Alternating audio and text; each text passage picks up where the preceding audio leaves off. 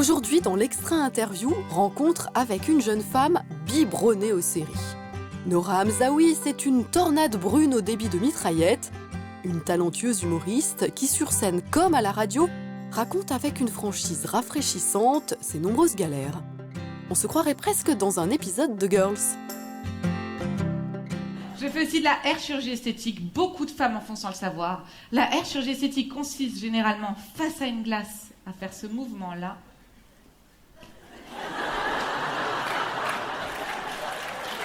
Voilà. Et là, tu te sens bonne, là.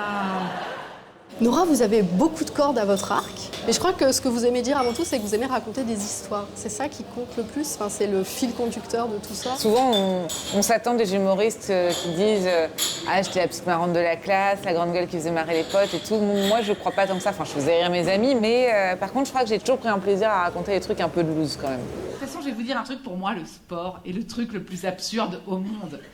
C'est-à-dire que toute ton enfance, ta mère te répète quand même, fais attention, regarde devant toi, regarde où tu marches, fais tes lacets parce qu'un jour tu vas te trébucher, tu vas te casser la figure, tu vas te casser les dents. Et un jour au collège, on te dit, tu vois la poutre là, 1m50 de haut?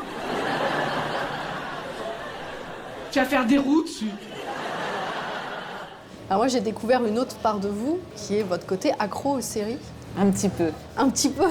C'est-à-dire un petit peu accro, ou un petit peu beaucoup? Accro, mais en vrai, je suis très très à la bourre sur les séries. Les trucs que les gens matent beaucoup et dont on parle beaucoup, je les connais pas. Je pense à une série, j'allais dire avec des lutins, mais je sais même pas si c'est des lutins. Game of Thrones. Ah, Game of Thrones. Ouais, je ne connais pas du tout. C'est pas grave, docteur. Bah non, mais je sais pas, les gens ont l'air de trouver ça grave, tout le monde connaît quoi. The real war is between the living and the dead. And make no mistake, the dead are coming. Si, dernièrement, il y a eu True Detective quand même, où ça a été très très intense pour moi. Mais parce que je suis tombée amoureuse de Rust Cole, de Rust Cole de Matthew McConaughey. C'était beau, hein, c'était hyper beau. Hein. Everybody knows there's something wrong with them. Everybody's got a choice. You sure you want to do this? Not exactly. Everybody wants confession. And everybody's guilty. Mais alors vous, comment vous êtes tombée dans les séries et quand? Ça date de votre prime jeunesse? Ouais, très très très très petite. D'abord, mes deux sœurs et mon frère mataient beaucoup la télé à la maison. Je me souviens, le samedi soir, il y avait Seinfeld. Que je trouvais super. Mais où pareil, bizarrement, je me dis, c'est marrant, j'ai regardé Seinfeld pendant des années sans jamais me dire que je voulais faire ce métier, quoi. Je trouvais ça super, hein, ça me faisait rire, mais je m'étais même pas dit, je crois que j'avais même pas capté que c'était un métier, en fait. Mais cela dit, Seinfeld, c'est pas forcément les premières séries dans lesquelles on plonge quand on est gamin. Non, c'est vrai, mais je trouvais ça super. J'adorais Kramer. Je comprenais peut-être pas tout, mais j'adorais la façon qu'il avait d'ouvrir les portes. Il y avait le peu de trucs que je comprenais dans les caractérisations des personnages me plaisaient. J'ai lu que l'un de vos héros d'enfance, c'était Alf. Ah ouais. Ouais, bah oui, j'y croyais en fait. C'est aussi ça le problème. C'est que j'y ai cru pendant très longtemps à Alf. Jusqu'au jour où j'ai eu une hallucination. Je devrais même pas parler de ça parce qu'en fait ça me rend chelou. Mais j'ai eu une hallucination, je l'ai vu courir derrière moi. Et du coup, ma mère a demandé à mon frère d'arrêter.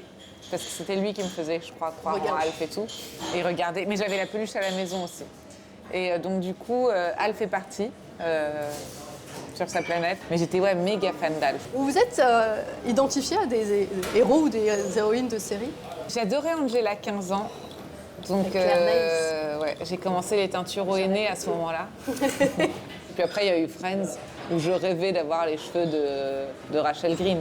Ah, il y a quand même un rapport quand même assez capillaire aux choses alors. Ouais, c'est vrai, tiens, j'avais pas fait gaffe. J'adorais aussi Buffy. Buffy, en vrai, j'aimais, mais j'ai adoré...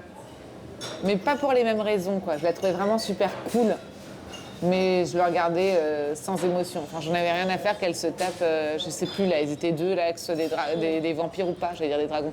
Je m'en fichais vraiment, elle, je la trouvais vraiment cool. Les dragons, c'est Game of Thrones. Ah oui, c'est ça. Non, mais... je vous ferai une petite carte, une petite fiche des créatures. Mais je trouvais ça cool qu'elle se batte et qu'elle ait un pieu, et puis je la trouvais belle et hyper moderne et tout, hyper forte et tout. Et en termes d'écriture de vos spectacles ou même de chroniques, il y a des types de séries qui ont pu vous influencer ou des sitcoms, un certain art de la chute ou du récit même? J'ai une petite préférence en tout cas pour les les anti-héros. Et là, mon personnage préféré de série aujourd'hui, c'est Larry David dans Curb Your Enthusiasm, mais c'est quand même plus un mec insupportable qu'un héros. Enfin, c'est plus un anti-héros qu'un héros. Enfin, je vais pas réfléchir à comment ils ont écrit la série et tout, mais là, j'ai l'impression qu'il y a un truc très clair de ce personnage, il a telle caractéristique, et on sait ce qui va le mettre en difficulté pour que ça crée la comédie. Et généralement, c'est lui qui se met en difficulté tout seul. C'est ça qui me plaît beaucoup. Hey, how's your sister, by the way? She's doing a lot better. If there's anything I can do, let me know. There is something you can do. What, are you kidding? Why, you didn't mean it?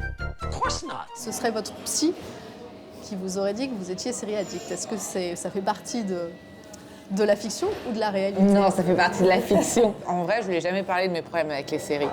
Ah, des problèmes. Ouais, bah, Ah, il y a quand même des... Ouais. bah, c'est quand même un problème de passer autant de temps chez soi à pouvoir, j'allais dire, ne rien faire. Mais on fait, hein, on se nourrit. Là, par exemple, j'ai pris pas mal de plaisir à me remater des Friends. Je ne sais pas pourquoi. Et Friends, ce qui est pas mal, c'est que je les connais tellement que je peux les mater tout en faisant le ménage. Bon, et si on devait résumer, quelle spectatrice êtes-vous, Nora Hamzaoui, devant un écran? Bon, alors déjà, mais comme tout le monde, hein, je peux clairement arrêter d'être amie avec quelqu'un qui veut me faire mater une série en VF. C'est rédhibitoire. Pour moi, c'est comme quelqu'un qui m'offre des rillettes de thon en mélangeant du Saint-Moré et du thon et en me disant que c'est l'apéro. Enfin, franchement, c'est plus mon pote. Et j'aime pas trop qu'on me commente non plus, mais ça, c'est assez normal. J'aime pas trop qu'on me parle.